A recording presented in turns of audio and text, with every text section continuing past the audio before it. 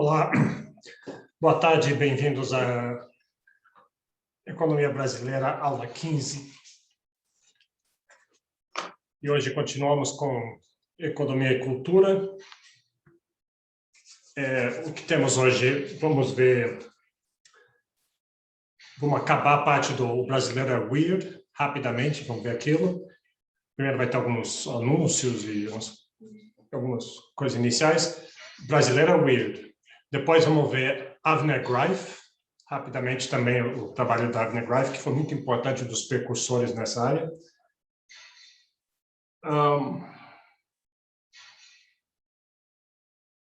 E depois vamos ter uma apresentação do Luigi, que vai apresentar da Didier McCloskey. Por favor, confirme, Luigi, que está certo isso? Isso, certinho. Então, tá bom. Então é isso, vamos só dar uma olhada no programa para se lembrar onde que a gente está.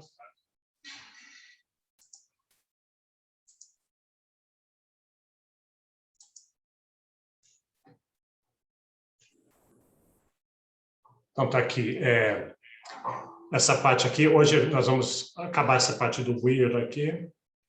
Avner Greif, Mokir não vai ser... Bom, e aí, e a McCloskey. E a próxima aula que a gente vai cobrir, eu estou querendo, já na semana que vem, já acabar essa parte toda de cultura, daí já passar para a complexidade. Então, na próxima aula vai ser Mokir. Esse paper do Acemoglu e Robinson, alguns de vocês vão dizer, ué, o que aconteceu? Mudou o trabalho que estava aqui? E, de fato, mudou. Inclusive, algumas pessoas já fizeram comentários sobre o trabalho anterior que tinha aqui, que era Non-Modernization, Power Culture Trajectories, do Acemoglu e Robinson. Mas não tem problema, porque é meio parecido. E eu vou ver também de uma maneira relativamente rápida esse aqui, mas esse é um trabalho interessante, porque é Acemoglu e Robinson querendo... Eles são os caras das instituições, né? Instituições sempre falaram que cultura era secundária e aqui eles estão querendo incorporar. Tá? É bem interessante. Meio difícil e não totalmente satisfatório, eu acho, o que eles fazem, mas é bem interessante. Então a aula que vem vai ser Mokir e Acemoglu e Robinson, relativamente rápido. E aí tem esse trabalho aqui de Portugal. Acho que esse trabalho aqui de Portugal vale a pena.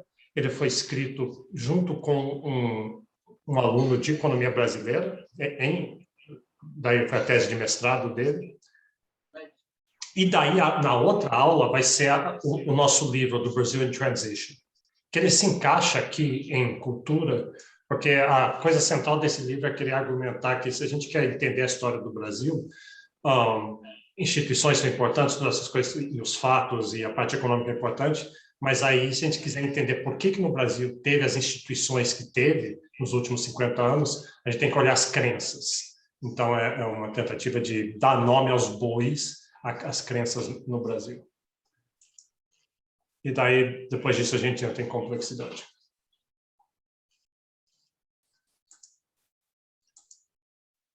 Tá? Só mais algumas coisas, só a título de curiosidade aqui.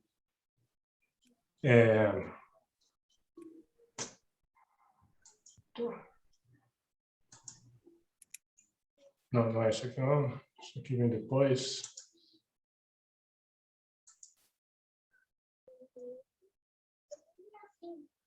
Tá aqui. Quero chamar a atenção, talvez alguns de vocês já tenham visto esse trabalho aqui.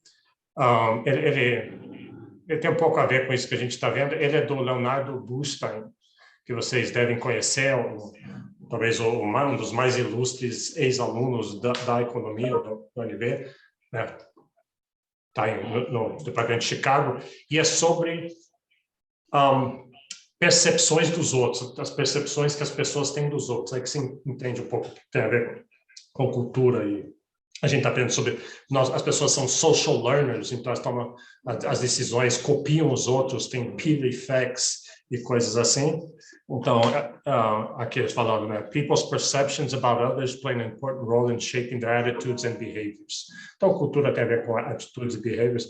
É um trabalho bem interessante. É meio que uma resenha da literatura, essa mal percepção dos outros, como é que pessoas de um grupo, eles acham que pessoas do outro, esse pessoal é preguiçoso, esse pessoal aqui é trabalhador, esse tipo de coisa. E como você pode tentar consertar essas faltas de percepções. Essa é só uma curiosidade que eu achei interessante falar aí. Deixa eu voltar lá.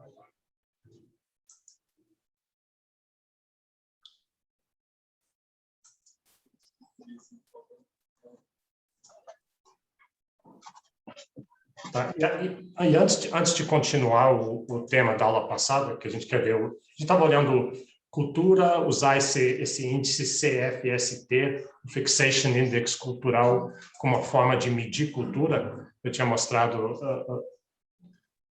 um trabalho que eu fiz com dados da última onda. Eu quero mostrar. Diga, Lucas, pergunta. Perdão, professor, é que eu entrei um pouco atrasado. Serão quantas aulas de cultura nessa sessão? Bom, vai ter a semana inteira, a aula a semana inteira. Então, vai ser... Acho que a gente já teve 2, vai ter hoje mais 2. Então, são 5 ao todo. Certo, mas aquele texto do Acemoglu e Robinson vai ser hoje ou na próxima? Não, na próxima aula. Ah, certo, beleza. E relativamente rápido, a gente vai passar ele e o Monque relativamente rápido. Certo, obrigado. Tá, então, aqui eu queria um pouco assim, falar um pouquinho sobre essa ideia de usar cultura como uma variável, mostrar a quantidade de estudos que tem hoje em dia. Então, esse do Leonardo que eu mostrei lá não é bem isso, mas eu quero, assim, incentivar esse tipo de área. A aula de hoje é sobre isso. Então, esse aqui é um dos trabalhos, eu já citei esse trabalho algumas vezes, um dos que mais teve impacto em economia. Ele foi publicado em vários lugares. Esse aqui é do PNAS, mas foi publicado no American Economic Review, versões meio diferentes. Essa ideia de usar individualismo, que é essa medida do Hofstede, na dimensão individualismo, coletivismo, e essencialmente o que ele fez. Eu já mostrei esses gráficos antes, mas eu queria mostrar de novo. É basicamente isso aqui. O resultado é relativamente simples. Já vou mostrar por que eu estou mostrando isso de novo. Países mais individualistas têm PIB maior, positivamente inclinado, Estados Unidos, Austrália, aqui Hungria, e aqui Venezuela, Vietnã, Bangladesh, China, tem mais patentes. E a ideia é o quê? É que individualismo, você não é conformista, você está disposto a aceitar risco, aquelas coisas todas que a gente viu no Henry, que a visão individualista estaria uma mentalidade, atitudes melhores para esse tipo de atividade, né? Para mercados, para inovação, não para outros, como a gente falou. E a Economist tem um índice de inovação, a mesma coisa aqui. Sei que o Brasil está mais ou menos no meio aqui, individualismo. Na verdade, está mais para coletivista do que individualista. Isso tem um pouquinho a ver com o brasileiro é weird, que a gente vai ver agora. Bom, aí o grande lance desse trabalho aqui não foi bem isso, porque isso tudo bem, é totalmente fácil de acreditar que individualismo leva à inovação e crescimento econômico, mas o grande problema de sempre é endogenia, como é que você vai achar causalidade, mostrar que é cultura que está causando a performance econômica. E a sacada deles foi usar isso aqui, eles usam uma variável instrumental de blood distance to the United States, que envolve a lógica disso. Eu tenho depois a lógica, mas é sobre a ideia que isso tem a ver com evolução genética das pessoas ao longo do tempo, imigração. Então, o tipo de sangue foi determinado geneticamente milhares de anos atrás, por isso seria plausivelmente exógeno. E usando isso, essa variável de distância sanguínea, ela explica bem individualismo, se usa como instrumento para realmente achar causalidade. essa que foi a grande lance aqui. Aí eu botei só aqui, eu não vou ler isso aqui, mas... Sim, mas como assim? Sangue, distância sanguínea, o que quer dizer isso? Né,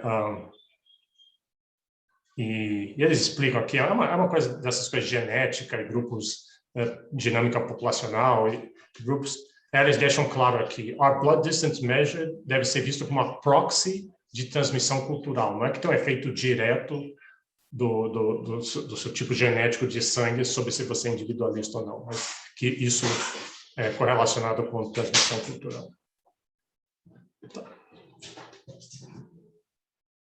E o gráfico que está faltando, na verdade, nesse paper do PNDS, eles nem põem esse gráfico, é o passo final, daí mostrar que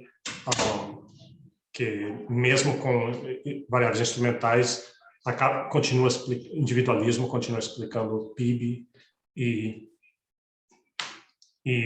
inovação. E repara que é meio, assim, é meio forte você dizer isso. Então, você está meio que alguém poderia interpretar, eu não acho que é a interpretação correta, mas alguém poderia interpretar e dizer então, que o capitalismo ou democracia só funciona com países individualistas. Se você não for individualista, você não vai crescer. Então, a única chance do seu país crescer é se vocês mudarem sua cultura. Daí, um passo para dizer que tem algumas culturas que são melhores do que a outra, e isso é um terreno muito perigoso. Bom, aí, eu só queria mostrar como esse paper teve influência grande. Esse paper aqui, eu descobri ele essa semana.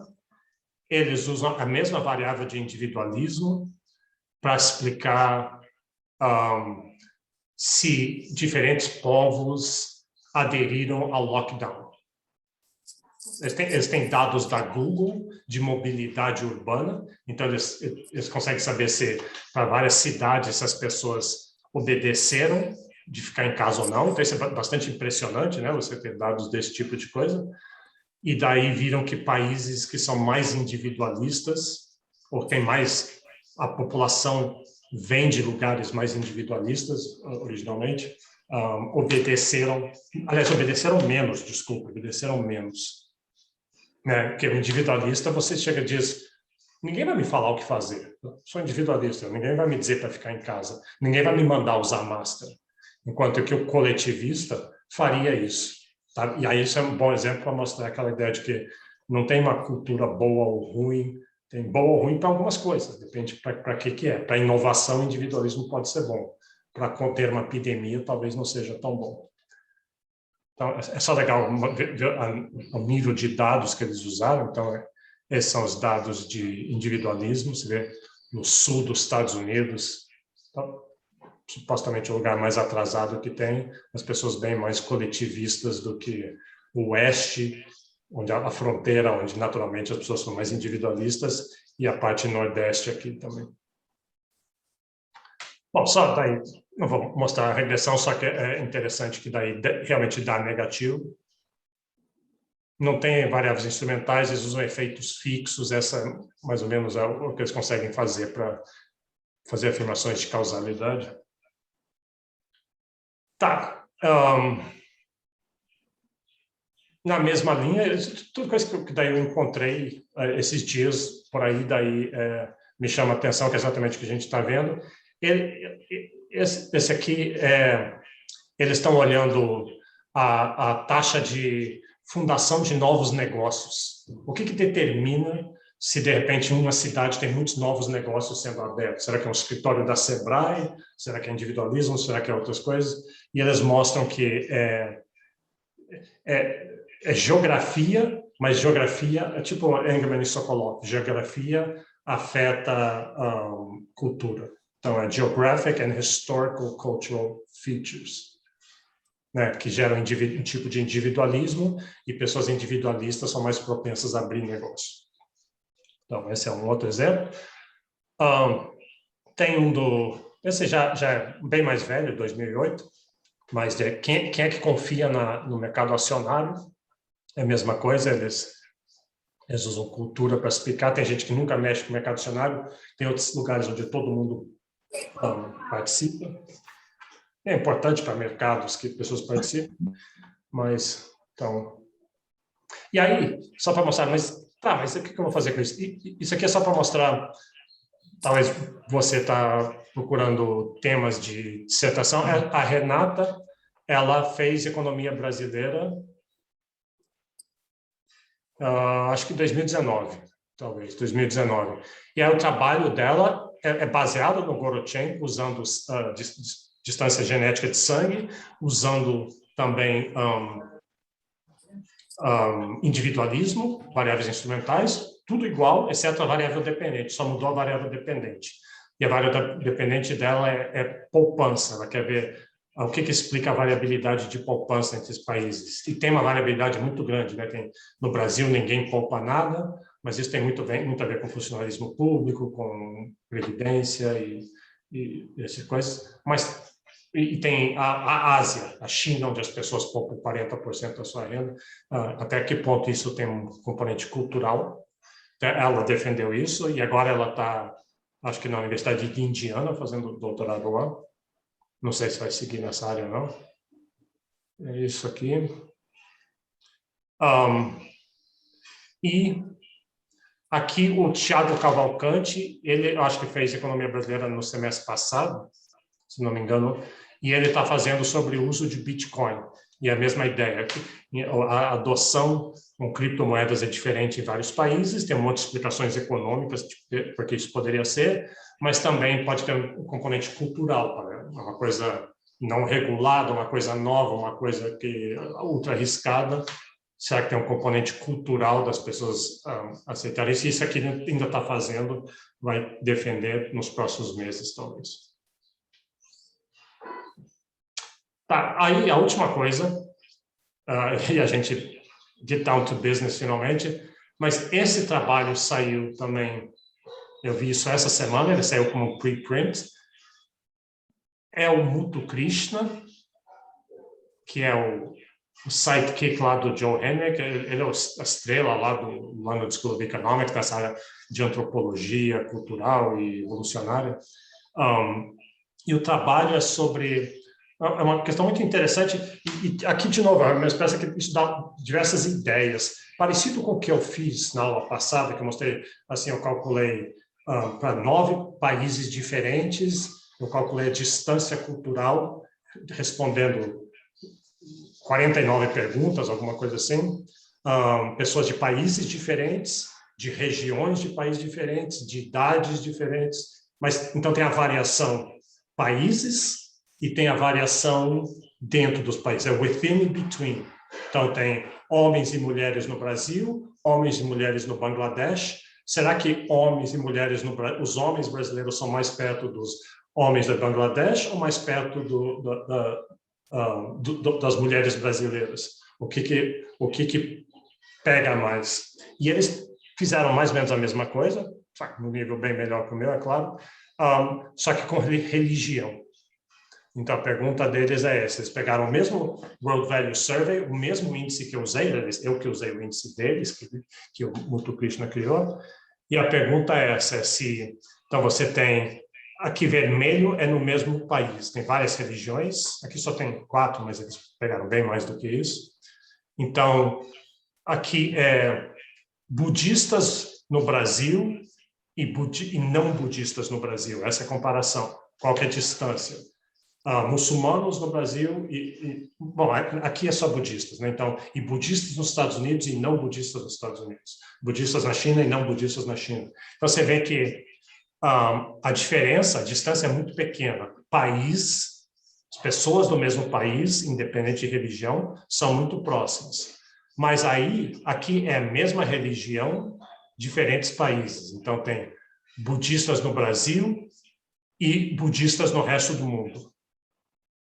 Qual que é a distância dos budistas brasileiros para os budistas no resto do mundo? Então, você já vê que a diferença é maior. Mas não é tão grande quanto é de pessoas de diferentes religiões em diferentes países. Então, as duas dimensões de cultura, é assim que eles interpretam o resultado deles. A minha primeira interpretação foi dizer, puxa, nacionalidade é muito mais, uma dimensão muito mais forte, unindo as pessoas ou separando as pessoas, do que religião. Mas acho que eles acham que isso já seria meio óbvio, E a principal coisa é eles mostrando que tem a diferença entre esses dois. É assim que eu vejo eles interpretando. Que você sendo da mesma religião, mesmo em países diferentes, um judeu nos Estados Unidos e um judeu no Quênia, eles têm muito mais em comum do que pessoas de outras religiões. Tem que ler com mais cuidado. Eu vi esses dias para ver se é exatamente essa interpretação, mas é interessante essa ideia. Isso abre um monte de possibilidades, tem um monte de outras coisas que você pode fazer, talvez, sabe, em vez da dimensão religião, profissões ou ideologias declaradas, partidos políticos, sei lá, dá para fazer um monte de coisa. Eu já tinha mostrado esse, né, na aula passada. Esse é um que eu já tinha feito, é com homens e mulheres. Tem um índice de... Aqui são perguntas, só perguntas que não têm a ver com relações de gênero, e aqui só relações de gênero. Tem umas 8 perguntas de relações de gênero, alguma coisa assim. Você vê que, em geral, homens e mulheres do mesmo país estão muito próximos, e as dimensões são comparáveis, mas quando se trata de... Você vê, mulheres estão sempre mais à esquerda, então a relação horizontal provavelmente mede alguma coisa de relações de gênero. Elas estão mais à esquerda e mais embaixo também, né? Então não é bem claro, teria que testar isso. Mas em alguns países, por exemplo, na Suécia, todo mundo é mais igualitário com relação a gênero, mas os homens, as mulheres, mais do que os homens. Mas eles são muito próximos uns aos outros. Já a Austrália não é tão diferente da Suécia, ou talvez, sei lá, talvez a Austrália não está muito longe, mas tem uma divergência muito grande entre homens e mulheres. Então, da onde vem isso? O que isso significa? Isso tem implicações para como as pessoas agem economicamente, como eles escolhem, como elas votam, etc.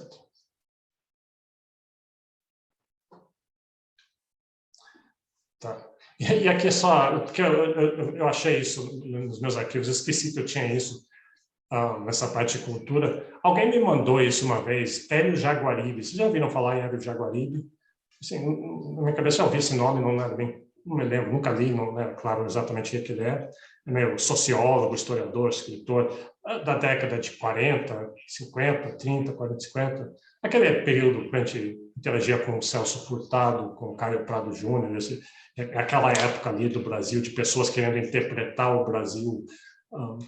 E olha o título, Condições Institucionais do Desenvolvimento, escrito em 58. E é interessante, aí dá uma lida aí, ele falando assim, ó, que as ciências... Então, ele é um cientista político.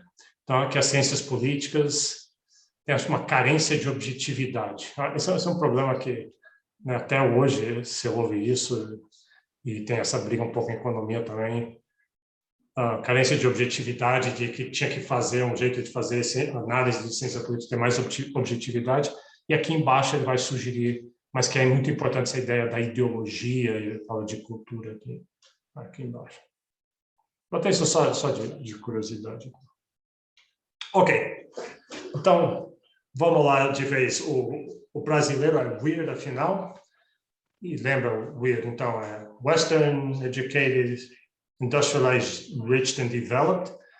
E o jeito que eu amei, a história um pouquinho desse texto é interessante, que eu escrevi, porque eu tinha mexido com os dados e tinha esse negócio de weird tá acontecendo, eu disse, vou fazer um só para o Brasil para ver.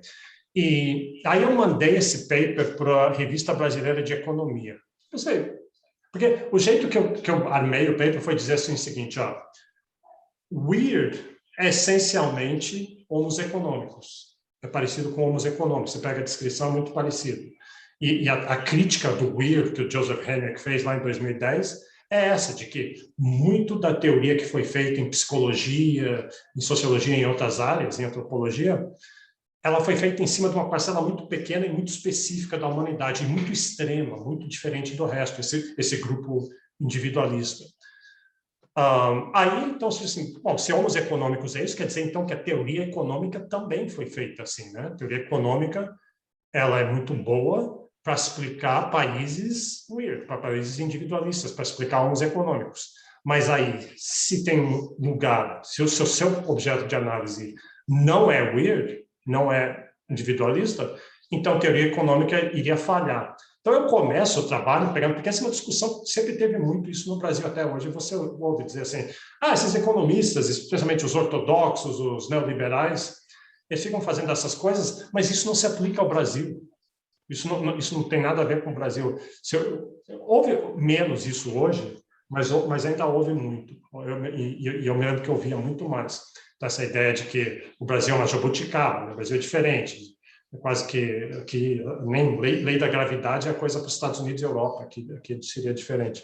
Então, eu comecei o trabalho discutindo um pouquinho dessas coisas. O Bresser Pereira tem uma citação que ele está falando mais ou menos isso.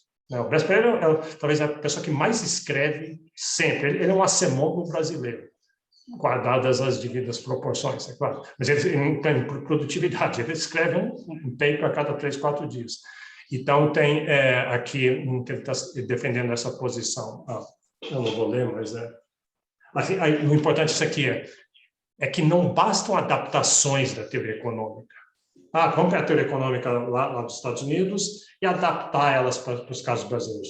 Não basta fazer, não é só adaptação, precisa de uma outra teoria completamente diferente. E ele, muito do que ele escreve, tenta de fazer isso. E teve 2 casos canônicos no Brasil. Quando estava começando a profissão de economistas no Brasil, vocês devem já ter ouvido falar, talvez em HPE, em outras áreas, isso aqui, são esses 2 casos.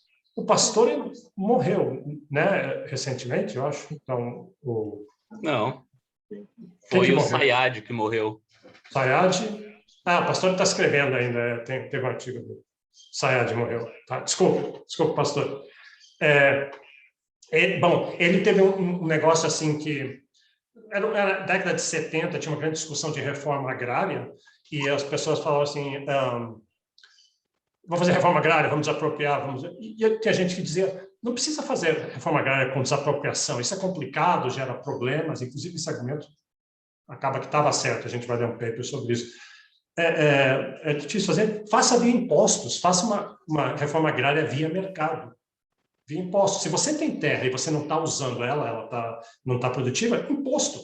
E aí você não mexe nessas coisas de desapropriar, direito de propriedade.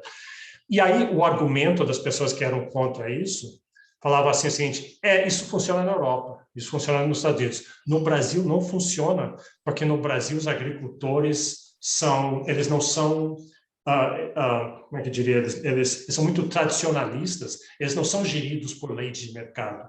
Aumenta os preços, eles produzem aquilo, cai o preço de um negócio, deixa de produzir. O que eles são geridos é por relações de força, semifeudalismo, coisas assim. E ele provou que isso é mentira. Ele pegou dados e estimou lá, acho que os sistemas estruturais de oferta e demanda, mostrando que o agricultor brasileiro reage a preço do mesmo jeito que o agricultor em qualquer lugar do mundo. Aumenta o preço de uma coisa, eles estão reagindo perfeitamente. E o outro trabalho nessa área também foi o Langoni, que veio... Ele que morreu. Langoni morreu esse ano. Então, por isso que eu estava com isso na cabeça. E ele fez uns primeiros trabalhos mostrando que a principal fonte de desigualdade o Brasil é um dos países mais desiguais do mundo e seria capital humano. O capital humano seria a fonte disso. Ele estimou aquilo ali, acho que ele veio de Chicago, da Universidade de Chicago, estimou aquilo ali com dados e econometria, que na época era bastante avançado, e um monte de gente criticou ele, inclusive o Pedro Malan, dizendo mais ou menos aquele argumento assim de, imagina um modelo econômico tradicional de maximização sujeito a restrições e condições de primeira ordem, taxa marginal de substituições igual à razão dos preços, e as pessoas dizendo, as pessoas não agem assim, você acha que as pessoas agem com essa matemática? As pessoas fazem esses cálculos na cabeça delas quando decidiam? Eles não fazem assim, e ele mostrou lá economicamente que dá. Então, é essa um pouquinho a discussão que eu queria botar no paper. Aí o engraçado é que a minha conclusão no paper, depois que eu pego todos os dados, e aí a minha conclusão é o brasileiro é weird. E eu acho que eu ponho na conclusão, então, portanto, se o brasileiro é weird, nós podemos usar teoria econômica no Brasil. Tá certo o que a profissão de economistas fizeram. Pode usar e funciona. E aí o editor disse assim, olha, a gente não vai publicar seu trabalho, o editor falou assim, eu mesmo li o trabalho inteiro, os pareceristas fizeram pareceres, eu mesmo li, mas nós somos a revista mais mainstream do Brasil, e não dá para publicar um trabalho assim que quase parece um trabalho de sociologia, porque eu falo de Caio Prado, não, de Sérgio Buarque de Holanda, então achei estranho. Se eu estivesse dizendo, não, economistas são todos errados, a teoria econômica não serve no Brasil, tem que fazer outra coisa, que nem o Bresser está falando, mas eu estava geralmente legitimando de usar a economia neoclássica para entender o Brasil. Mas, então, aí eu submeti para outra revista o processo assim mesmo. Eu não estou criticando o editor, cada editor pode fazer o que quiser, só achei engraçado a justificativa dele. Então, isso aqui eu falei agora. Isso aqui já vimos. Então, vamos... Aqui eu quero ir mais ou menos rápido. A gente já viu de gustibus non est disputatum. Tá. Aí eu não vou mostrar esses resultados no trabalho que eu apresentei na aula passada. Eu refaço essa regional, de estimar cultura regional, e mostro que tem uma coerência. Americanos são mais parecidos com americanos do que argentinos com argentinos, embora Brasil, Argentina, Estados Unidos, todos muito próximos. China está respondendo diferente, e Índia é bastante diferente. Então, tem uma coerência, é mais ou menos o que a gente esperaria. E aí, finalmente, só para concluir, daí tem essa parte do homem cordial. Que eu pensei, porque essa é uma das principais caracterizações que existe do brasileiro, né, da cultura brasileira, uma caracterização histórica que tem.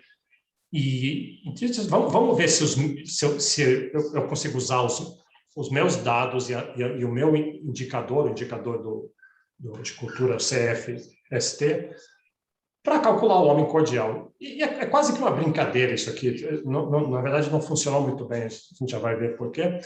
Mas aí eu notei que é um dos conceitos mais mal compreendidos que existe, o homem cordial, né? Todo mundo acha que pelo nome, assim, o brasileiro é o homem cordial, quer dizer que o brasileiro é bonzinho, o brasileiro não briga, o brasileiro é bonachão, e não é absolutamente isso que ele quer dizer, nem de perto é isso que ele quer dizer. E aí eu então saí lendo um monte de coisa, alguns textos dele, de outras pessoas e vários sociólogos tentando interpretar. Então, é um termo pejorativo, porque ser cordial, ser bonzinho, seria uma coisa boa, mas é pejorativo. Tem a ver com essas coisas aqui. Envolve várias dimensões, com relações familiares e paternalistas, como o indivíduo se apresenta à sociedade. Essa aqui é importante, a falta de delimitação entre o público e o privado, que é sempre um problema no Brasil, né? O papel da fé e religião, herança ibérica, atitude perante a autoridade. O jeito que eu achei mais fácil de entender foi com essa citação do próprio Sérgio Buarque. Ele fala assim, eu tenho que ler várias vezes, tive que ler várias vezes para entender. O que é? Você ser cordial é uma incapacidade que se diria congênita, quer dizer, você nasceu com ela, mas eu entendo, você herdou aquilo através de evolução cultural, uma incapacidade de conceber qualquer forma de ordenação impessoal e mecânica, as leis, as regras, o que está escrito, o que é impessoal, o rule of law indeterminado, de conseguir botar isso prevalecendo sobre os vínculos de caráter orgânico e comunal, como são os que fundamentam no parentesco, vizinhança e comunidade, que é o contrário de individualista. Então, o jeito que eu entendi isso aqui é o seguinte, assim, um exemplo, eu sou professor e vocês são alunos, vocês fazem uma prova de economia, aí você vem, eu estou com as notas, e aí você não gostou da sua nota, aí você vem para mim e você fala assim, professor, essa nota que eu tirei na prova, eu acho que está errado isso aqui. Aí eu falo assim, então tá bom, então vamos ver quais são as regras. As regras do ANB diz assim, se o aluno tem o direito de recorrer da nota, e o jeito que ele fala com o professor, se o professor não aceitar, vai para uma comissão, a comissão é composta de 3 outros professores, tem umas regras qualquer. No ANB eu não sei se tem essas regras, mas suponho que tem essas regras. Aí eu falo, tá bom, então vamos seguir as regras, né, que é o ordenação impessoal e mecânica, é isso. Seguir as regras, o que está escrito. E aí o homem cordial chega e fala, certo, absolutamente. Eu concordo com isso. Tem que ter as regras, isso é certo, é assim que deve ser. Eu odeio quando não fazem isso. Mas nesse caso, sabe, sou eu, não sei o quê. E aí vem a cordialidade. A cordialidade é justamente essa. Daí é o parentesco, vizinhança, comunidade. Mas, professor, é exceção, é o público e o privado. A linha ali. Ou então, um guarda vai multar você, para você, diz, olha, eu não estava correndo aí. Então, tem as regras para seguir para resolver aquele negócio. Mas o cordial é justamente, acho que chama cordial na minha interpretação, que justamente quando você tenta convencer alguém de não seguir a ordenação impessoal e mecânica, você está apelando para aquele negócio. Vamos fazer uma exceção, por quê? Porque é um caso especial, sou eu, né? A nossa relação é especial, a gente talvez deve ficar por cima disso. Eu concordo com as regras, todo homem cordial é o cara que mais concorda com as regras, mais critica os outros por não seguir a regra, mas naquele caso é especial. Então, essa é a minha interpretação. Então, o que eu fiz para tentar medir o homem cordial? Eu vasculhei as perguntas do World Value Survey e achei uma pergunta que diz respeito à autoridade. Não consigo me lembrar qual é a pergunta. Geralmente é um caso assim, se acontecer tal e tal coisa, você acha que deve fazer isso ou aquilo? 4 sobre o papel do Estado, sobre o indivíduo. 5 sobre, se você estiver num ônibus e puder não pagar a passagem no ônibus, você faria isso? E aí, até a resposta.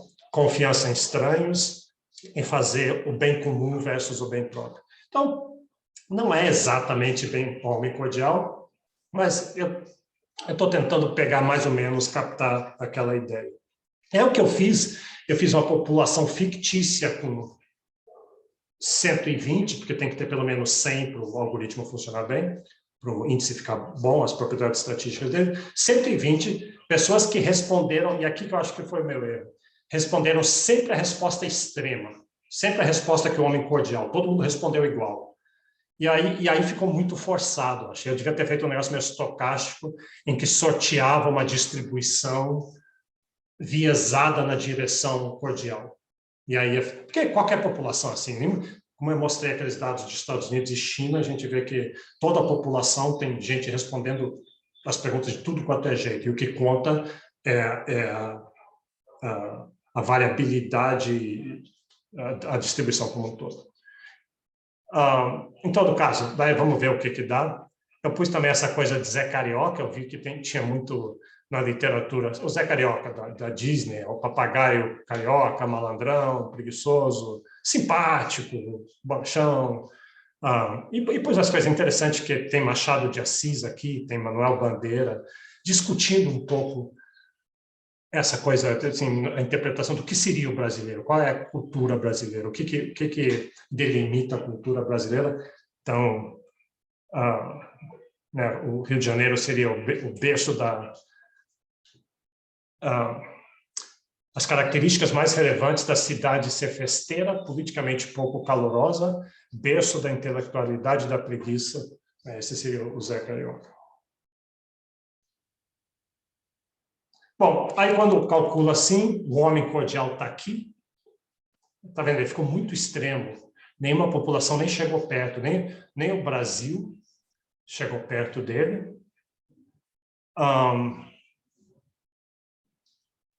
Na verdade, os Estados Unidos está mais perto aqui. Então, aqui, o que eu fiz? Eu fiz... eu acho que... Peraí. Eu tinha feito umas variantes, eu só botei nos slides essa aqui. Então, em outras, eu consegui fazer um índice. Eu comparei o Brasil, mas eu separei o Rio de Janeiro e botei o homem cordial e mostrei que o Rio de Janeiro, de fato, está mais perto do homem cordial do que o resto do Brasil. Então, como eu falei, é quase que não é muito rigoroso isso, mas tentando captar um pouco essas coisas. Ok. Tá aqui.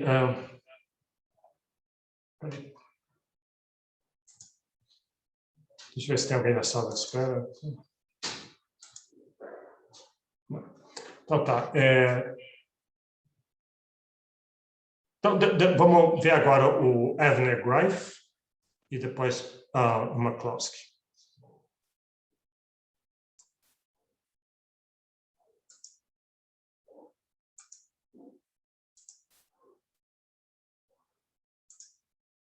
Aqui eu tenho que pular um monte de coisa aqui que eu tinha antes.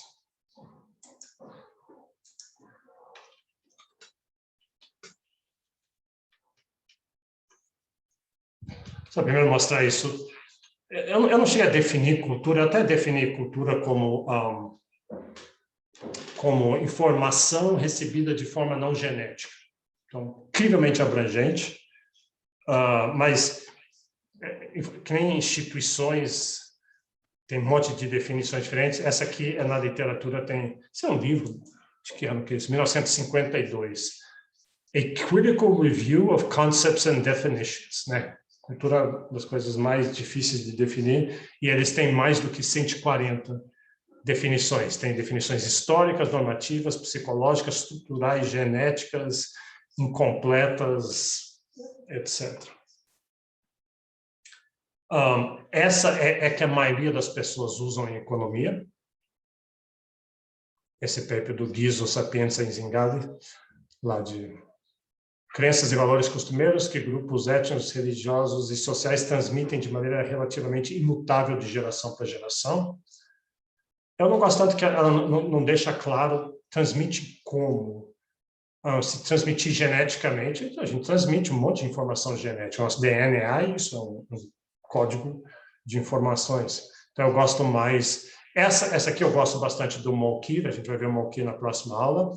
Então, cultura é composta de 3 coisas: crenças, valores e preferências. Então, crenças são afirmações positivas a respeito do mundo físico e metafísico e relações sociais. Então, positivas, é só uma descrição. Suas crenças só descrevem como o mundo é.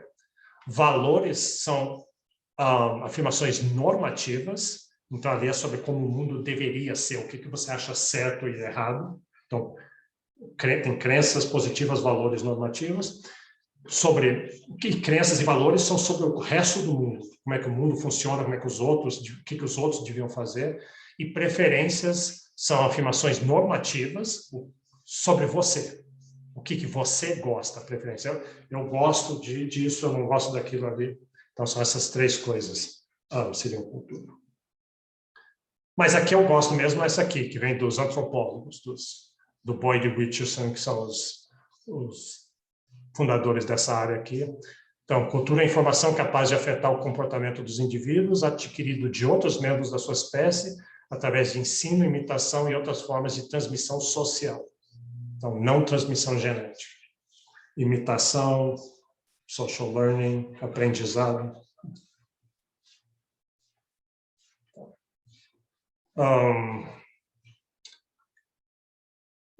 Eu estou pulando isso aqui, né? Eu só estou indo na direção do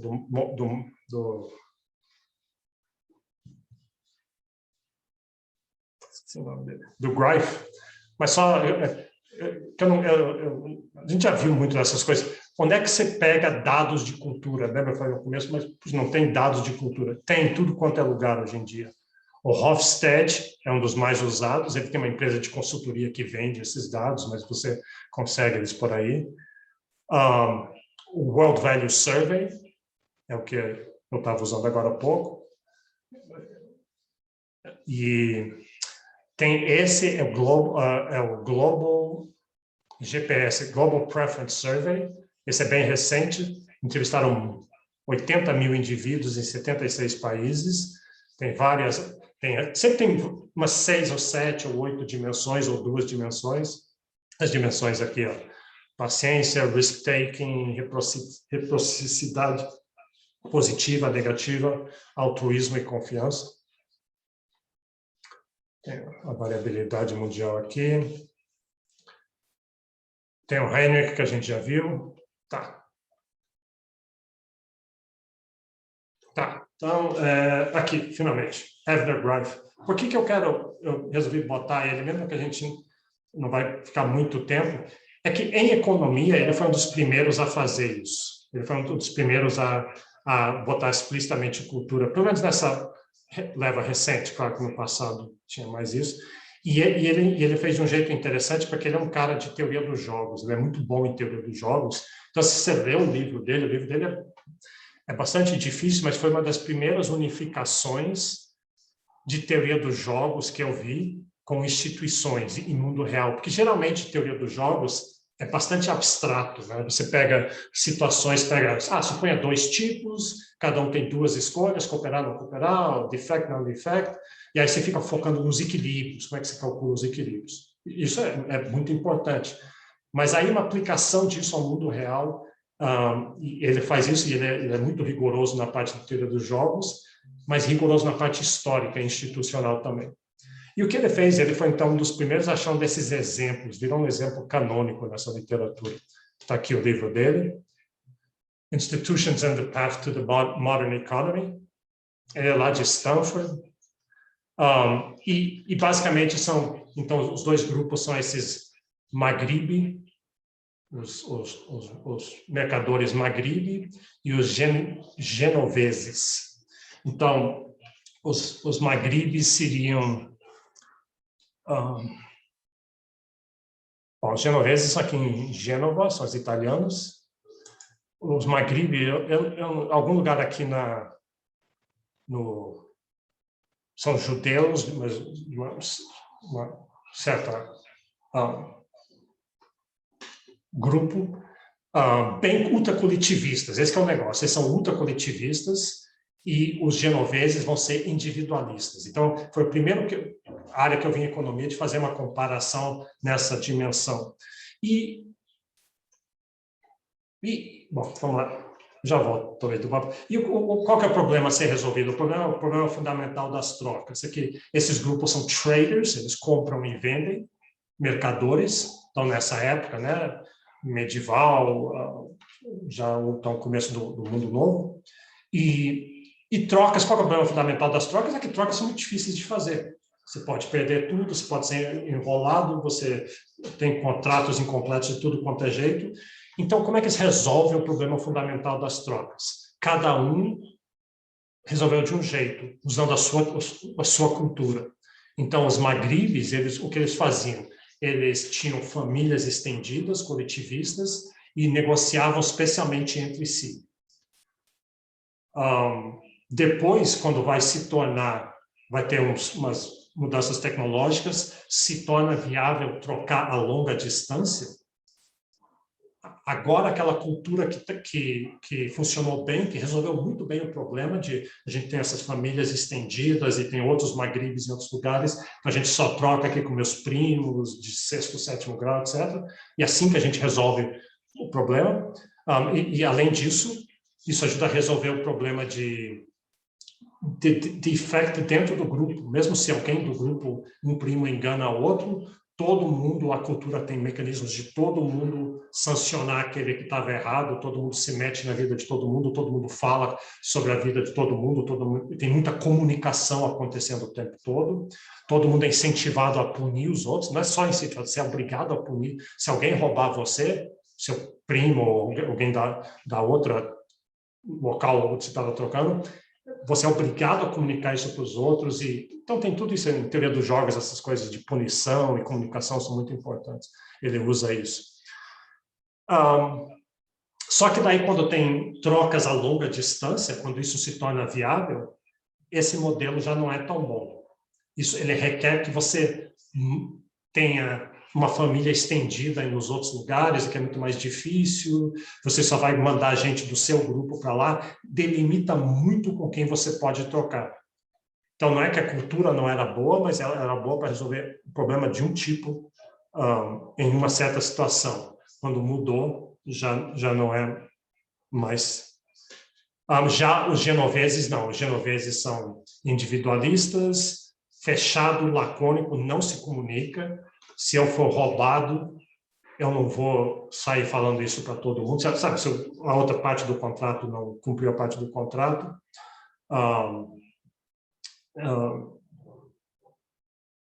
Então, e aí a coisa final disso é que, pois, mas então como é que funciona? É que daí, se eu não tenho essa família estendida para... E isso tem a ver com todo aquele negócio da igreja, que a gente já falou antes, né? Essa imposição da igreja quebrando as famílias estendidas já estava acontecendo. Então, como é que faz? Como é que resolve o problema fundamental do trabalho? É que, na ausência da família, são criadas instituições que substituem a família, que são tribunais, são cortes, são polícias, são tabeliões, cartórios, guildas, outras coisas tipo assim. Então, aí cria-se esse tipo de coisa e isso vai criar a base para o capitalismo moderno. E isso permite trocas a longa distância. Agora eu posso trocar com Londres, com Amsterdã, com Lisboa, e eu não preciso ter parentes lá, eu não preciso ter feitorias lá, eu posso simplesmente trocar. A essência do argumento é esse. Só que eu contando assim, eu estou matando detalhes, deixando detalhes de fora. Ele tem muito detalhe, ele pega dados e documentos da época, etc. Sociedades coletivistas, sociedades individualistas. É um pouco baseado, eu já mencionei isso em outra aula, eu acho que todo esse tipo de argumento é muito... Um dos primeiros a fazer isso foi o Putnam, com o sul da Itália e o norte da Itália. É uma comparação, é a mesma coisa, é o mesmo tipo de argumento. Tem uma parte coletivista, com a família ajudando a resolver os problemas, e o norte da Itália bem mais individualista. E a ideia toda é que a cultura responde, emerge dessa forma. Tá. Só.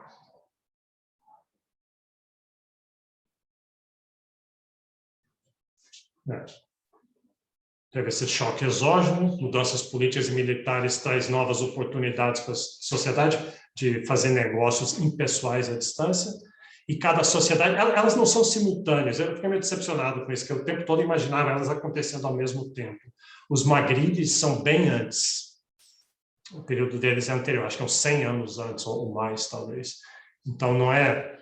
que seria um experimento mais limpo ainda se fosse exatamente simultâneo acontecendo a mesma coisa. Mas não é simultâneo, é separado. Mas mesmo assim o argumento continua. Então, cada um reagiu do seu jeito. Os magribes imigraram, tentaram, em todos os locais tinha o pessoal dele, com que eles podiam negociar, e os genoveses faziam negócios com os francos, faziam negócios impessoais, que não requeriam todo esse suporte da cultura familiar.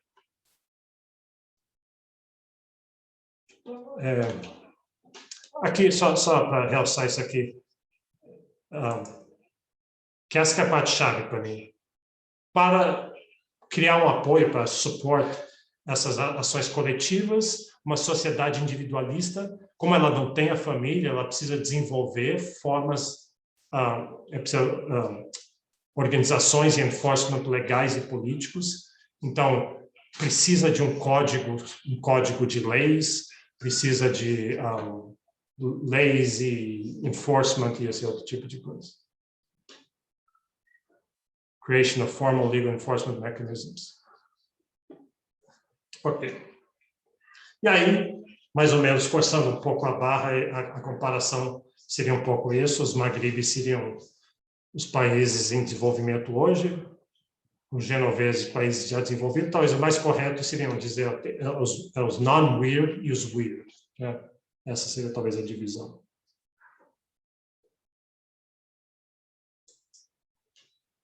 Ok, alguém tem algum comentário sobre uma dessas coisas até agora?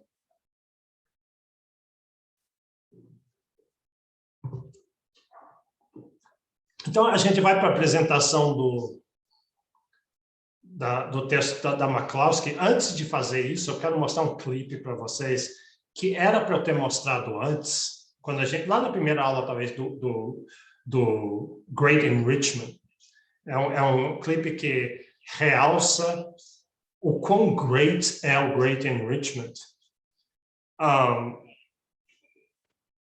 Leva 2 minutos, 3 minutos, mas eu acho muito... ele coloca de um jeito bastante interessante. Por que isso? Porque o uso desse termo Great Enrichment é que a McCloskey, ela que tem colocado isso. Então, deixa eu botar aqui. Aí eu vou falar o contexto. Acho que eu tenho que compartilhar o som. Vamos ver se funciona. Então, a história, não sei se vocês viram, é Drácula. Teve um Drácula, ano passado, passou Drácula, HBO, sei lá, Netflix, alguma coisa assim, uma nova, mais uma história do Drácula. Só que o seriado foi muito bom. E aqui, onde ele está, é o seguinte, o Drácula lá do, sei lá qual século que é, século XV, XIV, XIII, ele não morre, né? Então ele é o não morto. E esse é o momento em que ele estava vindo para os Estados Unidos, como ele não aguenta a luz, ele estava num caixão, lá 400 anos atrás, 300 anos atrás, e o barco afundou, o caixão afundou e ele ficou embaixo do mar uns 200, 300 anos. Mas ele não morre. Aí acontece alguma corrente, ele sai e ele vai parar nos Estados Unidos. Então, essa cena aqui está acabando, onde a polícia tenta pegar ele, mas ele vai fugir. Aí ele vai se refugiar na casa de uma pessoa qualquer, a primeira casa que ele encontra. Agora, o que você tem que ter em mente é isso, é que ele nunca viveu nesse tempo, ele não viu o mundo como ele é hoje, ele conhece um mundo de 300 anos atrás. Então, vamos ver se funciona isso.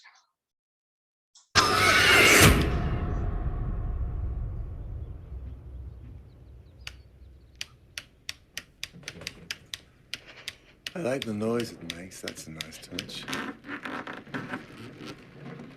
Listen, he's really not worth your sympathy. He enjoyed hitting you, you know. I've acquired some of your husband's memories. I think you would say that I've downloaded them. How? Orally. May I?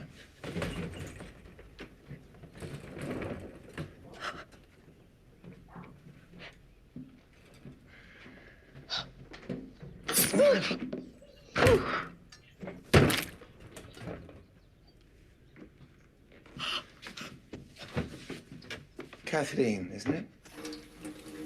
Yeah. What's wrong with your servants, Kathleen? Is it their day off? I'm assuming you have staff. You're clearly very wealthy. Wealthy? Yes. Well, look at all this stuff. All this food. The moving picture books. And that thing outside, Bob calls it, a car. Is that yours? Yeah. And this treasure trove is your house. Sid, don't. It's amazing. Kathleen, I've been a nobleman for 400 years. I've lived in castles and palaces among the richest people of any age. Never, never have I stood in greater luxury than surrounds me now. This is a chamber of marvels. There isn't a king or queen or emperor that I have ever known or eaten who would step into this room and ever agree to leave it again. I knew the future would bring wonders. I did not know it would make them ordinary.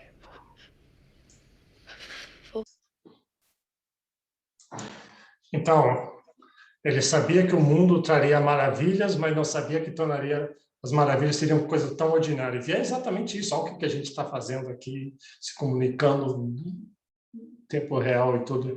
E a gente não liga para isso, a gente nem pensa que isso aqui seria algo extraordinário. É isso que é The Great Enrichment, né?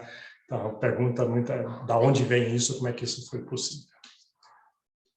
Então, tá. Então, Luigi, eu vou compartilhar aqui. Deixa eu só falar um pouquinho sobre a McCloskey, talvez. só algumas palavras. A Macalosky é uma das pessoas mais interessantes que tem. Eu tive a sorte de conhecer ela em Illinois, quando fiz meu doutorado, porque o meu orientador é historiador econômico, então ele tinha um workshop de história econômica, que inclusive foi onde eu comecei a aprender a gostar de fazer pesquisa. Assim, as aulas e tudo são muito bons e tudo, mas o que realmente eu acho muito importante, e a gente é muito ruim nisso na UNB, que a gente tem pouco, são seminários. Seminários onde você convida alguém de fora que apresenta algo novo, algo incompleto, algo inacabado, os outros criticam no espírito correto, construtivo, e daí eu acho que essa é a coisa mais importante que tem.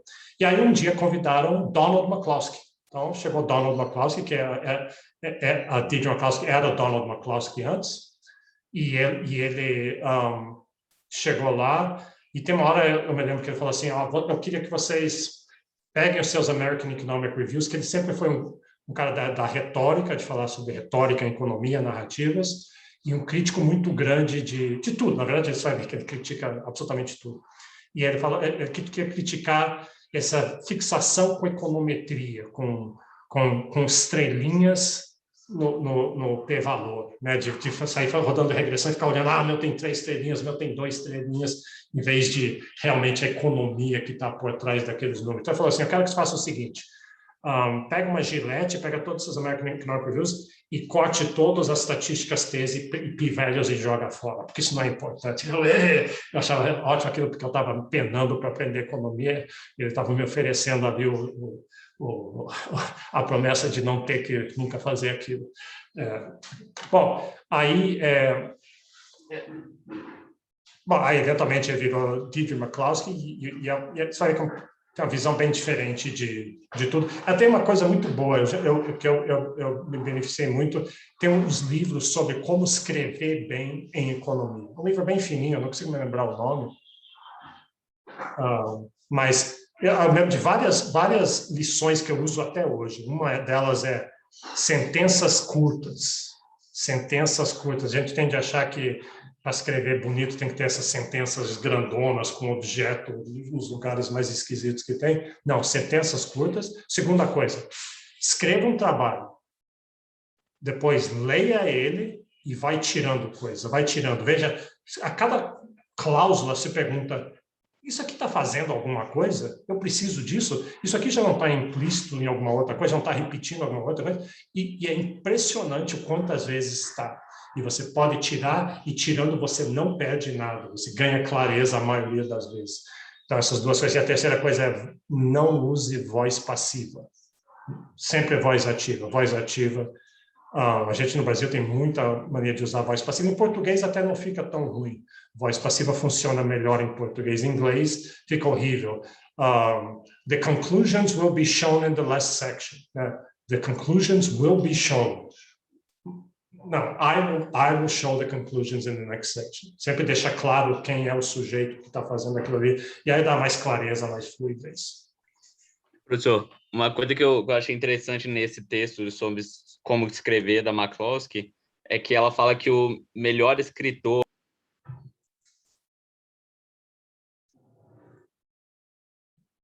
Você se automutou de novo. Oi, desculpa. Ela fala que o melhor escritor da economia é o Keynes. E muita gente critica a escrita do Keynes, né? Então, ela está escrevendo ali, ensinando ali o que ela acha que é uma boa escrita. Mas talvez a opinião dela não seja... não é unânime, claramente. Mas ela tá falando da linguagem, né? Não do conteúdo, necessariamente. Sim, mas essa é a questão. Muita gente critica a escrita do Keynes. Fala que ele é confuso e tal. As citações é maravilhoso. As citações que eu conheço de Keynes são ótimas, são muito boas. É quase poesia. Ok, Luigi, pode seguir em frente, então. Desculpe, só... Por que eu optei por esse texto, por esse debate, em vez de pegar textos direto? É porque eu acho que eu aprendi mais lendo esse debate. Eu não li os livros são muito grandes e não são fáceis de ler também, é muito erudito, cheio de detalhe. Então, eu achei mais fácil fazer assim.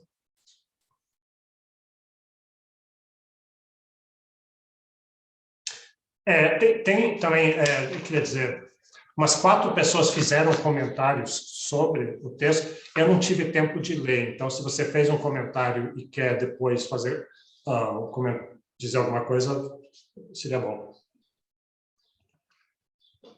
Beleza. Posso começar? Pode começar.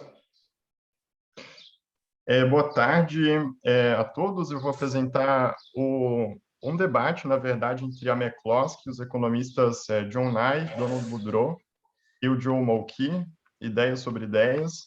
O conteúdo se trata da trilogia da McCloskey, Bourgeois Era. E, começando pelo Lead Essay, Donald Boudreaux, que fala que por muitos anos foi suscetível a ideias fracas, se referindo à aceitação da conta institucional do crescimento econômico sob o ponto de vista de Douglass North, e também de abordagens históricas que explicam a Revolução Industrial e o sucesso na Grã-Bretanha, como em Macfarlane, que vai corrigir essa concepção de que o individualismo anglo-americano é atribuído à Revolução Gloriosa. Na verdade, ele tem uma origem anterior ainda, no século XIII. Harold Berman, que tem um volume completo em Direito e Revolução, explicando como a competição entre fontes de governança desenvolveram, antes do século XVII ainda, um sistema complexo de leis e propriedade, que ganha elogio até hoje de quem é entusiasta do livre mercado, inclusive. E Benson, que também, nesse mesmo sentido dos demais, atribui desenvolvimento espontâneo da lei e do direito de propriedade privada a um período anterior ao Tudor ou Stuart. Esses 3 autores até vão um pouco além, eu acho, nas ideias de Douglass North. Tem uma abordagem mais histórica para explicar a Revolução Industrial e o sucesso na Grã-Bretanha, mas nada se compara ao argumento trazido por McCloskey. Donald Boudreaux tinha achado sensacional todos os argumentos anteriores, mas o que a McCloskey traz realmente é inovador. Ela fala que a fagulha do mass flourishing, que é esse conceito para além de bem-estar econômico, não se deve limitar a argumentos que a gente já conhece, como governo pequeno, propriedade privada e Estado de Direito. Esses argumentos são insuficientes para explicar o sucesso inglês, porque essas instituições já existiam e muito provavelmente já existiam desde a Batalha de Reading, em 871 depois de Cristo. Então, o que ajuda a explicar o sucesso, e o sucesso em solo inglês especificamente, é uma mudança da opinião pública acerca da dignidade de quem trabalha com comércio, uma mudança de ideias. E, nesse sentido, Donald Boudreaux ajuda a entender a ideia com a dishonor tax, o imposto de desonra, que era cobrado a todos aqueles que se atrevessem a buscar lucro pessoal a partir da desonra de trocas impessoais no comércio. Até o século XVII, quem ganhasse a vida através do comércio não tinha nenhum respeito, eram pessoas toleradas, porém mal vistas e mal faladas, sendo muito mais honroso se sujar de sangue na guerra ou coletar impostos de uma forma totalmente preguiçosa, como a nobreza fazia, ou simplesmente rezar, como o clero, do que trabalhar com lucro, que era um pecado. E assim como todo pecado, ele desincentivava a se praticar atividades em que ele recaía e tornava outras atividades com um custo de oportunidade menor mais atrativas. Por isso que, por muitos séculos, carreiras no comércio foram desincentivadas, e não que esse imposto de desonra fosse colocado de uma forma institucional pelo governo, mas era colocado pela própria ordem espontânea daquela sociedade. E dessa forma, não existia um great deal inovativo o suficiente e orientado para o mercado a ponto de se criar mass flourishing.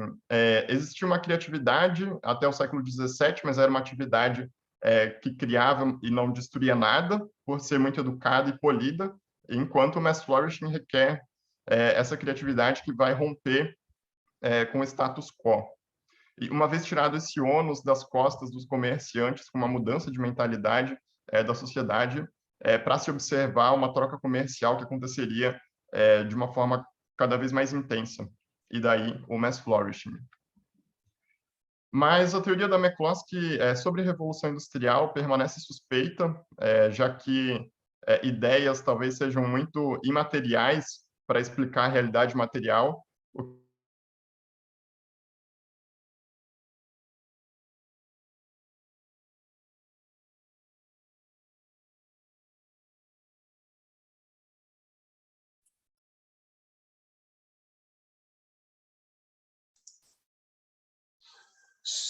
Só eu? Não, acho que é o Luigi que travou, né? Vamos Tá esperar bom. um pouquinho ver se ele... É o dele que E está com instituições travado. formais, Luigi, você deu uma travada. Volta um pouquinho. Opa. Foi mais ou menos 40 segundos, 1 minuto. Aham. Não, sobre a consideração que Malky fez acerca de instituições, talvez Boudreau e McCloskey estivessem corretos, né, se instituições significam instituições formais, ou seja, aquelas que regulam a relação entre rei e sujeito, entre governo e pagador de impostos e contribuinte. Nesse sentido, talvez eles estejam corretos. Só que essa é uma visão muito estreita, né, do que Douglas North trouxe, porque instituições são regras nas quais o jogo econômico é jogado, certas ações são recompensadas, outras punidas, e isso forma uma enorme matriz de incentivos que ajuda a determinar como todo mundo joga o jogo. Feita essa consideração, a resposta de Malky de por que a Inglaterra foi bem sucedida se divide em atitudes e aptidões. Na parte de atitudes, Boudreau e McCloskey foram relativamente bem sucedidos, a despeito de ter faltado a explicação de iluminismo, que eles não trouxeram, mas em aptidões onde fica claro quando instituições passam a importar. No caso do aprendizado, por exemplo, tocar instrumento requer tanto talento nato, esse talento muito provavelmente é distribuído de forma homogênea entre os países, a despeito de que condições de pobreza e outras condições estruturais afetam a manifestação desses talentos, mas requer treinamento também.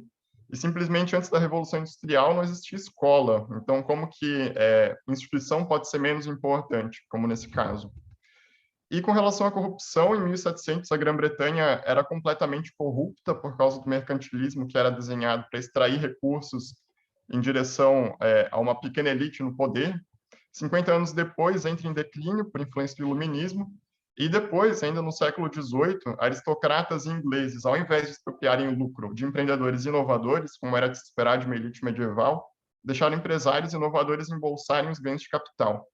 E 100 anos depois, em relação a 1750, o governo se via completamente livre de organizações do tipo rent-seeking no período mercantil. Ou seja, não dá para pensar em um debate Acemoglu de um lado com instituições e de outro lado McCloskey com ideias, porque instituições são fundamentadas em crenças e quando as crenças mudam, as instituições se adaptam. E é exatamente isso que aconteceu na Inglaterra, por isso o sucesso. A Inglaterra tinha meta-instituições que permitiram essa coevolução entre crenças e instituições, e essa interação também permitiu o surgimento na Europa da ciência moderna, em 1500, e posteriormente da Revolução Industrial.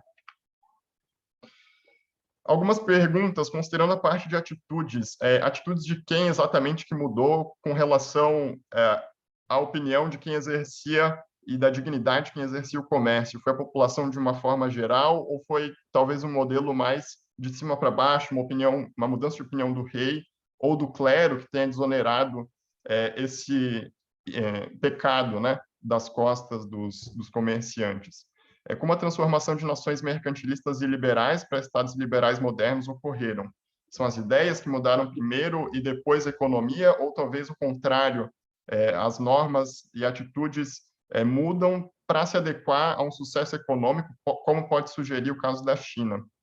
E para desfazer um clichê, mostrar que não é tão óbvia essa discussão, na pesquisa de John Nye, ele encontrou que na Inglaterra do século XIX existia muito mais protecionismo do que a França.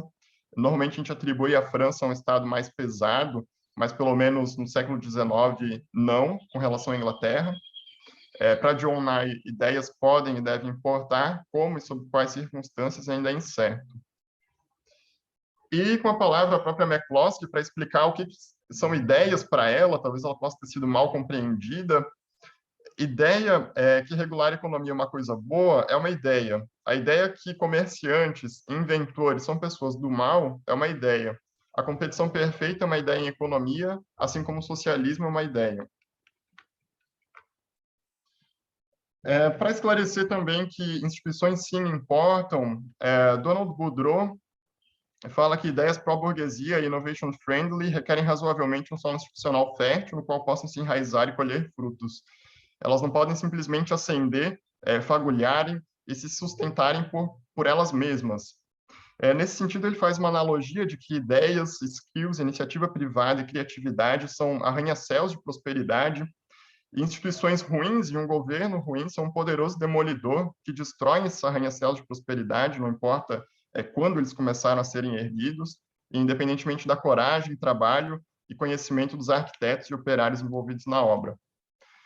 Entretanto, a presença de boas instituições, ou seja, a ausência de demolidores, não é suficiente para o crescimento econômico acontecer e deve-se levar em conta características pessoais como coragem, tomada de risco, tolerância com sucesso material alheio, que são todas características necessárias para despertar indivíduos a fazerem o que é correto a ser feito, o que deve ser feito a fim de criar um ambiente próspero de negócios. Nesse sentido que ética é um conceito muito central na tese da McCloskey, ela inclusive recorre a um conceito de Adam Smith, na teoria dos sentimentos morais, que é o espectador imparcial. Eu particularmente acho que a McCloskey faz esse caminho de volta para essa discussão muito relacionada à moralidade, uma discussão até anterior à gênese da economia como ciência em si. E no espectador imparcial, basicamente é a nossa consciência, né, porque a gente está dialogando o tempo todo, questionando se a tomada de decisão foi correta, se foi errada, se bom ou se ruim. E talvez o ponto crucial da Revolução Industrial e do Great Enrichment, ou do milagre europeu, tenha sido uma mudança ideológica que traz um novo espectador imparcial, ou seja, um novo conjunto de valores, esse conjunto novo que desonerou os comerciantes. Instituições são uma mera cobertura se lhes faltar o bolo do costume da ética. E, para responder a Moltke, é ele que propôs aprendizado como uma instituição crucial para a Revolução Industrial, mas aprendizado era difundido por toda a Europa, e propriedade privada também. Não está aí a explicação de por que a Inglaterra foi bem sucedida. E sobre a corrupção, ela sugere ver o experimento de Acemoglu e Robinson em Why Nations Fail, com as enfermeiras indianas que tinham um problema muito grande de absenteísmo no trabalho. E, a título de experimento, Acemoglu e Robinson instituem a instituição do ponto. No final do experimento, eles constataram que o problema continuava sendo recorrente, as enfermeiras acabavam combinando entre si para burlarem os horários, e eles concluíram que o problema aí, então, seria um desenho institucional, uma instituição mal desenhada, problemas relacionados a incentivo, enquanto que, para McCloskey, o problema é anterior, a falha de mercado é a ética. Por isso que o neo-institucionalismo precisa ser revisado, admitindo a ética e a retórica.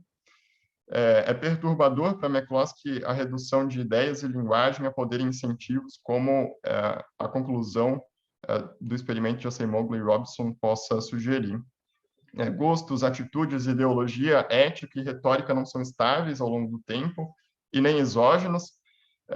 E, para isso, um exemplo de toda a mudança de atitude que foi provocada pela incorporação da agenda feminista ao debate, né, e toda mudança de ambientes corporativos de empresas e em outras esferas também. Ideias importam profundamente, instituições superficialmente, mas ambas importam.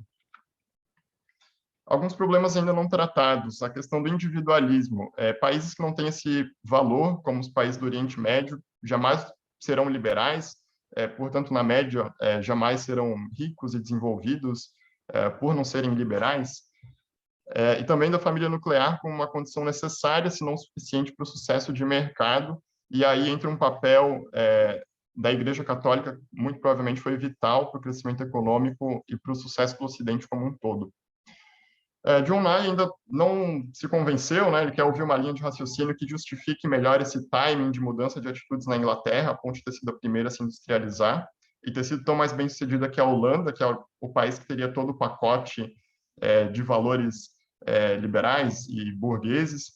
E uma possível resposta da McCloskey é que a mudança na opinião da elite inglesa do século XVIII, de antigas cortes elisabetanas para uma versão muito mais liberal, ajuda a explicar o sucesso inglês, devido à maior liberdade de contratos, em relação à legislação rígida e antiga das guildas, que mais atrapalhavam as guildas, né, do que ajudavam. E aí, nesse ponto, eu me pergunto se não seria um argumento um pouco pró-instituições da McCloskey, né, já que ela não está falando exatamente de ideias aqui, mas talvez, embora seja colocado isso de ideias versus instituições, eu acho que eles possam estar falando, bem na verdade, da mesma coisa, todos, né? E outra resposta dela é que o livre comércio internacional começa a se tornar respeitável, o que certamente não era compatível com o período elizabetano. Então, a Holanda não foi ou é mal sucedida do ponto de vista da McCloskey. No caso da China, foi um pouco de laissez-faire, que operou milagres depois de 3 décadas de um governo muito ruim, e mesmo porque o alto comando do Partido Comunista Chinês se torna, pouco a pouco, mais tolerante a mercados, né? E para isso basta ver o caso das ZES, as zonas de livre comércio na China, né? Que são muito mais, tem muito mais liberdade de mercado. Para a Nai, os valores burgueses somente definitivamente não são suficientes. Não tem por que o caso da Holanda não enfraquecer a ideia da McCloskey de que valores e ideias são uma condição suficiente.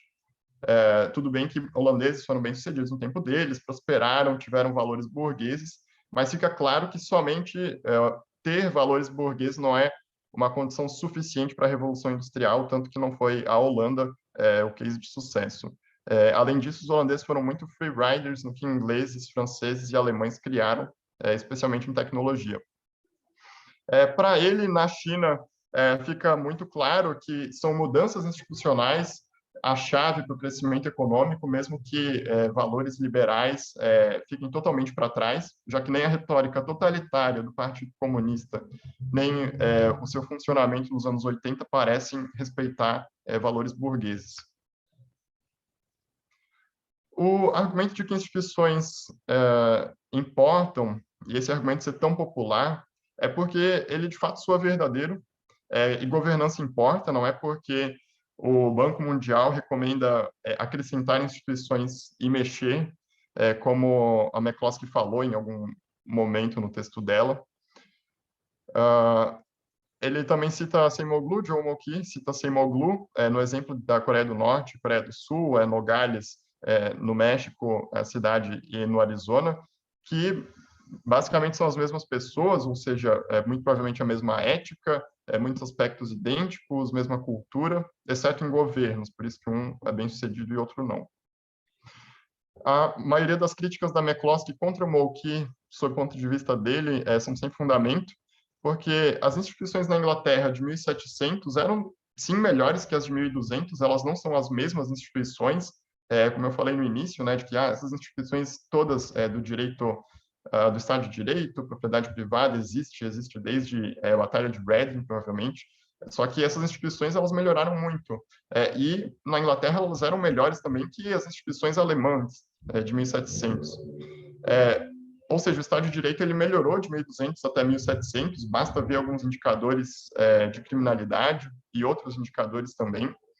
É bem verdade que havia aprendizado no continente todo e no mundo todo, aliás, mas essa instituição de aprendizado não era o mesmo modelo do inglês, que era um modelo de guilda fraca, contratos muito mais livres e self-enforcing, muito mais baseados na confiança entre as partes.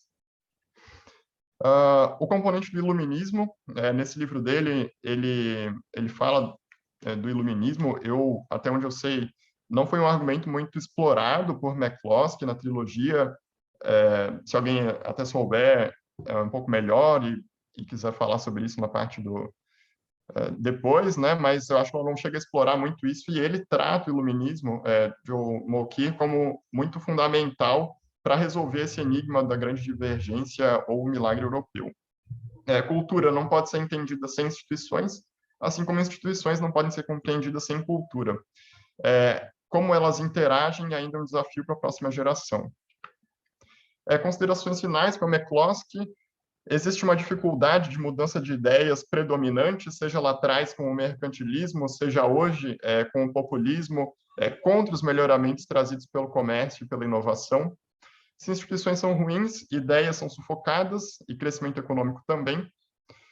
Ideias podem importar, independentemente de incentivos, como no caso das enfermeiras na Índia, em que o problema ali não era um problema de incentivos e instituições, mas sim um problema de ideias e de ética. Ideia não é a mesma coisa que cultura. No slide anterior, eu falei, falando de Moltke, eu mencionei cultura, e ele fala de cultura, que cultura importa, mas, na verdade, existe todo uma referência de literatura para o campo de cultura, para a ideia teórica de cultura em si e para a cultura. Então, não são a mesma coisa. E não seria necessário mudar ideologia ou ideias em um mundo no qual os políticos tomassem conselhos dados por economistas sem questionar esses conselhos. Com certeza não é o caso aqui. Espero que tenha ficado claro o que a McCloskey quis dizer com isso. Obrigado, e eu abro para perguntas. Ok. Então, obrigado, Luigi. Falar de debate, a gente pegou a opinião de várias pessoas. Moltke, a gente vai ver na próxima aula. Alguém tem algum comentário a adicionar a esse debate aí? Alguém que tenha feito o comentário, por exemplo? Eu não li ainda os comentários, mas tem uns 4 comentários. Não, eu posso falar, se for possível. Senhor. Diga. Parabéns, Luiz, pela apresentação. Eu acho um pouco problemática essa crítica que ela faz ao institucionalismo, porque ali naquele slide que você colocou em negrito lá, instituições é apenas a cobertura de um bolo sem considerar os aspectos éticos. Eu queria saber aonde que ela leu a literatura do North que ele desconsidera ética, porque logo já em 1980, quando ele estava começando a publicar os livros, em 1980 tem o Structure and Change in Economic History, ele fala continuamente durante o livro que o modelo neoclássico não é capaz de resolver o problema do carona porque desconsidera a ideologia e que um novo modelo de ciências sociais necessita considerar valores éticos, morais, de comportamento e de crenças. Então, tipo assim, eu acho um pouco vago ela ignorar instituições baseado nessa justificativa de que a tradição nortiana só segue aí a cartilha metodológica do Samuelson de restrições e incentivos e por isso não dá para a gente colocar como uma explicação relevante da origem do mundo moderno. Mas não é isso que eles estão falando. Eles nunca falaram isso, nunca achei isso na literatura deles. Então, eu acho um pouco problemático. Se são só ideias que criaram aí esse salto de enriquecimento, tudo bem, pode ser. Mas eu acho que não por essa justificativa que ela coloca. Ainda mais quando ela fala que esse novo institucionalismo é só uma agenda do Banco Mundial, em que você vai num lugar subdesenvolvido ou pobre, coloca uma instituição lá boa, tipo, que funcionou nos Estados Unidos e espera dar certo. De novo, em 2009, tem lá, a gente viu o Violence and Social Order, o North não fala isso, ele critica justamente essa proposta do Banco Mundial porque desconsidera as características idiosincráticas das sociedades, especialmente as crenças. Então, eu acho assim um pouco problemático, embora sim, ideias provavelmente importam, mas a gente pode checar isso com dados, enfim, não sei como é que está a literatura disso, mas sem considerar o papel das instituições, que com certeza mudaram entre 1600 e na época da Revolução Industrial, eu acho pouco provável que elas continuaram as mesmas. Mesma coisa que ela fala, no Egito Antigo já tinha direito de propriedade, mas será que é o mesmo? Eu acho assim acho essas comparações um pouco problemáticas, assim, e não sei, eu acho que eu fico mais com o Moltke também nessa situação de que não tem como você explicar a origem do mundo moderno sem considerar essas duas variáveis andando em conjunto. Foi mais ou menos, brevemente foi isso que eu falei no comentário. Obrigado, parabéns pela apresentação. Mais alguém? Sabe um pouco como é que eu vejo isso? Assim, é interessante porque essas pessoas todas que estão debatendo aí, e inclusive as pessoas que estão invocando, tipo a Semogo e Robinson, na verdade, algum tempo antes, estavam lutando contra um inimigo comum e estava todo mundo juntos. Era o quê? Era um grupo de pessoas que estão dizendo, olha, a gente precisa incorporar instituições, precisa olhar essas outras variáveis não econômicas contra o mainstream de economia que era refratário a essas coisas. E aí, o que esse debate e o que a gente vê nesse tipo de debate hoje em dia, a guerra foi ganha, foi ganhando, todo mundo admitiu que instituições são importantes, todo mundo incorporou isso, e agora, quando a gente vai debater, o debate fica muito mais detalhado, fica muito mais nas filigranas, né? Isso, às vezes, é exatamente como é que é a definição, o que um está usando de cultura, de normas, ou de instituições. Então, é uma guerra entre os vencedores da guerra, de certa forma, e aí por isso que, às vezes, fica... Você nem sabe exatamente... Você não entende, assim, a Makowski, ela mesmo fala assim, olha, ela adora o Douglass North, ela aprendeu muito com o Douglass North, é grande amiga do Douglass North, sempre foi, no entanto, está ali criticando. E o Mulcahy também.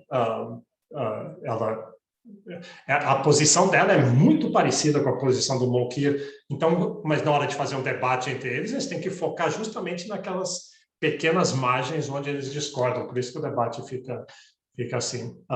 Bom, até falando sobre o Mulcahy, bem rápido, eu acho que ele que fala sobre a competição, o mercado de ideias, né? E eu acho que é exatamente isso, porque é claro que uma ideia sozinha ela não se sustenta, ela precisa de mais pessoas pensando da mesma forma, precisa de um guarda-chuva de uma instituição para que ela se sustente ao longo do tempo, né? Então, quando ele fala do mercado de ideias, e de que as ideias são colocadas no mercado e que as melhores vencem, eu acho que é exatamente isso, né?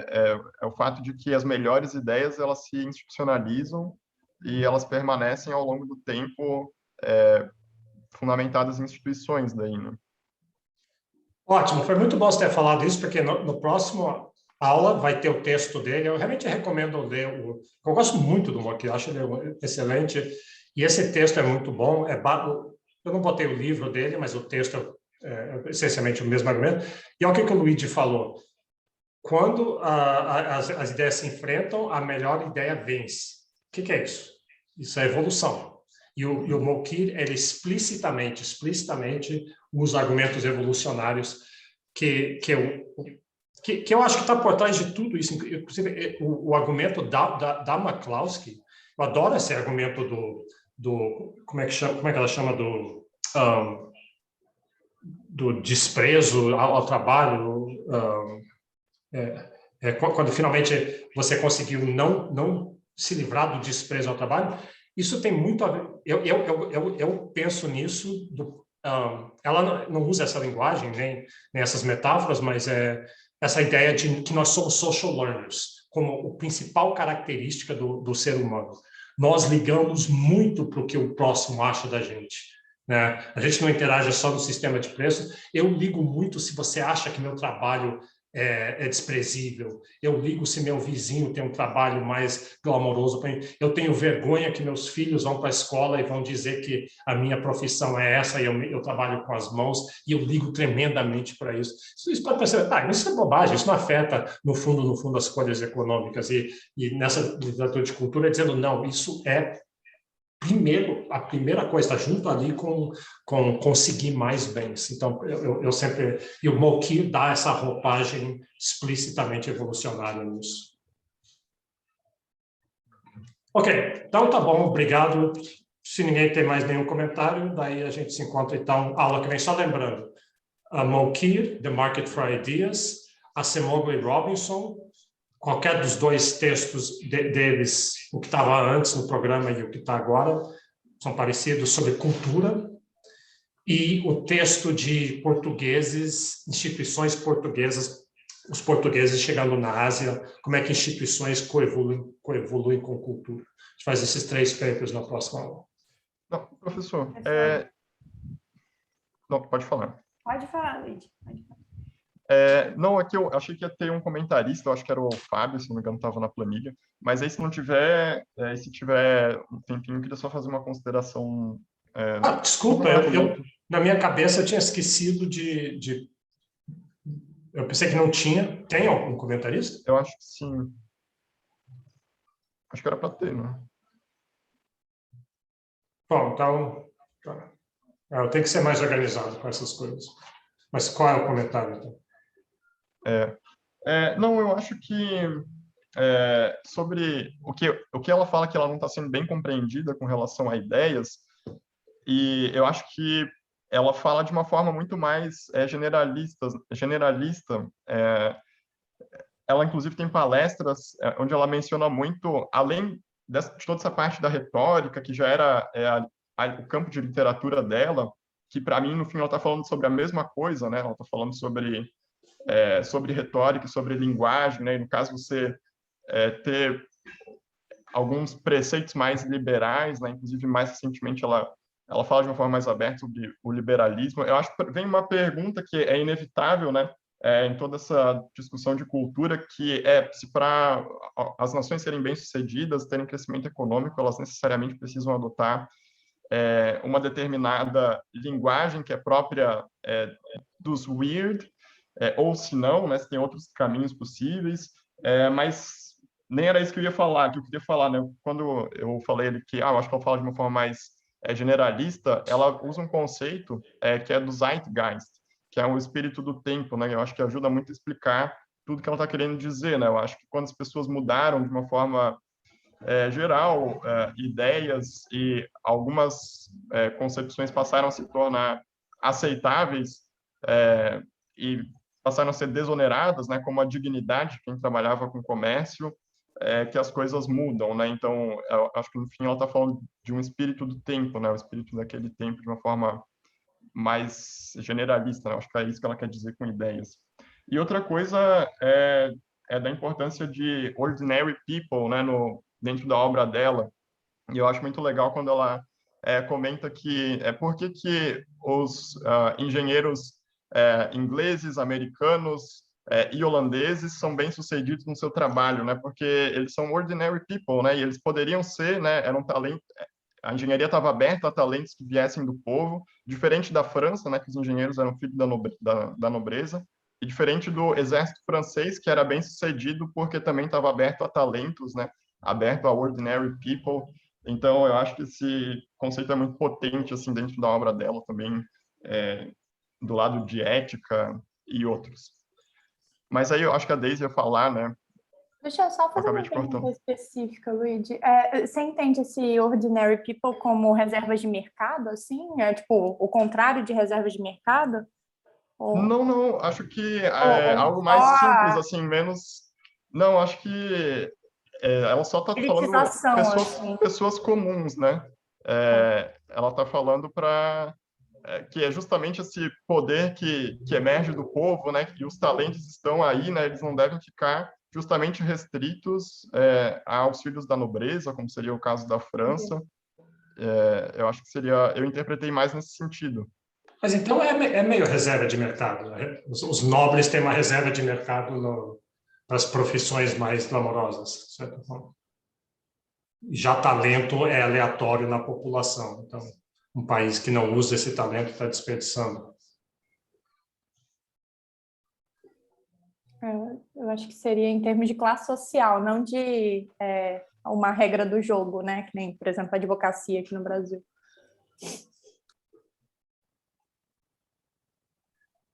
Ok. O que eu gosto também quando ela fala assim que burguesia é sexy agora, porque a gente sempre usa a burguesia para criticar os outros. Você é um burguês, como se fosse pejorativo. E ela está dizendo, não, foi justamente a burguesia que conseguiu fazer isso. Mas daí, a burguesia é o povo, né? Daisy, você tinha uma questão?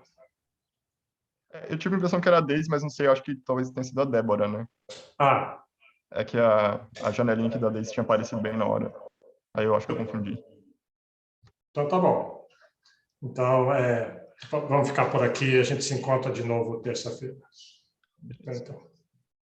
Tchau, tchau. Tchau, tchau.